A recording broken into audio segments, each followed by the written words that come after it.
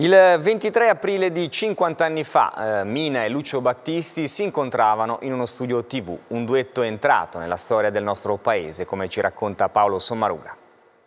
Io molto spesso canto le tue canzoni. Cosa dici per una volta? Le cantiamo insieme queste canzoni? Io sarei anche d'accordo.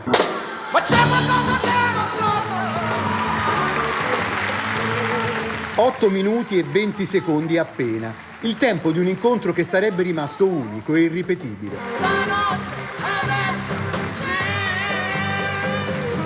Mina, Lucio Battisti, 50 anni di un tempo passato rimasto presente per sempre.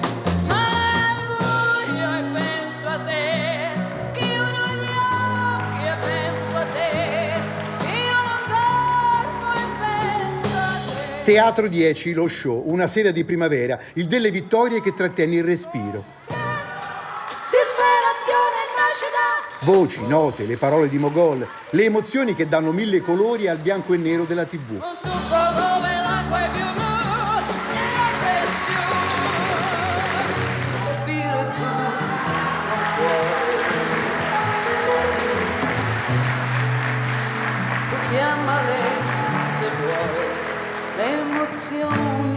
Universi paralleli, fatti per incontrarsi una volta sola, alchimia dell'anima, 500 secondi che hanno fermato il tempo e lo fermano ancora.